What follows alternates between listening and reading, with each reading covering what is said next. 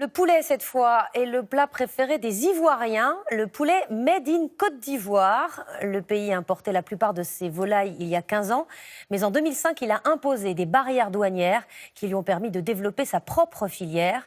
Aujourd'hui, les poulets étrangers ont quasiment disparu. Reportage de Marc de Chalvron et Mathieu Baudouin. Sur tous les marchés de Côte d'Ivoire, on trouve dorénavant du poulet local à profusion. Toutes ces volailles sont ivoiriennes. C'est simple, en 15 ans, la production a été multipliée par 4.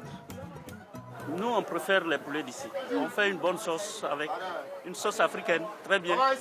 Le plat préféré des Ivoiriens avec des poulets made in Côte d'Ivoire, un tour de force rendu possible grâce à des mesures protectionnistes prises par le gouvernement ivoirien.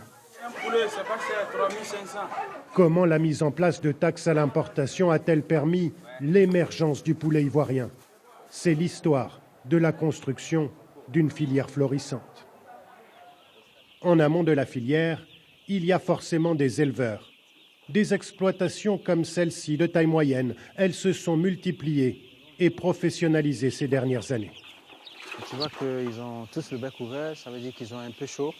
Le représentant de la filière avicole passe son temps à donner des conseils aux éleveurs qui viennent de s'installer. Le niveau d'activité a triplé en une dizaine d'années. Et les perspectives montrent que la dynamique de croissance ne devrait pas s'infléchir. Il y a 3000 éleveurs aujourd'hui en Côte d'Ivoire et le chiffre augmente chaque année. Si le poulet est soudainement devenu aussi rentable, c'est qu'en 2005, la Côte d'Ivoire a décidé d'installer des barrières douanières pour donner de nouvelles armes à la volaille locale. La taxe est importante, 1,50 € le kilo, et les résultats sont spectaculaires. Avant 2005, 9 poulets sur 10 vendus en Côte d'Ivoire étaient importés. Ils étaient beaucoup moins chers, 1,80 € contre 2,40 € pour le poulet local. Aujourd'hui, le rapport s'est inversé. Le poulet importé coûte 3,30 € alors que le prix du poulet local est resté stable. Du coup, la filière a pris son envol. Une consommation multipliée par 2, plus de 50 000 emplois créés et des opportunités nouvelles. Vous avez de la belle marchandise aujourd'hui, hein? Noël Louvel est aujourd'hui à la tête de cet abattoir, une petite structure avec une dizaine d'employés. Elle s'est lancée dans cette activité il y a 6 ans. Auparavant conseillère technique dans la filière volaille, elle a constaté la hausse de la production et l'apparition de nouveaux besoins. Voyez-vous, la volaille sort des fermes avec des plumes. Le consommateur le consomme sans plumes, donc il faut transformer. Donc pour aider les éleveurs à continuer de faire leurs efforts de production, il faut transformer et tirer la consommation. Et l'abattoir est le chemin obligé. En 15 ans, la filière s'est structurée. Tout le monde veut en profiter, les plus petits et les plus gros. Nous voici sur l'un des sites de l'entreprise la plus importante du pays dans le secteur. Elle a investi dans toutes les étapes de la filière, de la ponte des œufs à la production intensive de poussins jusqu'à l'abattoir, une usine moderne de première transformation.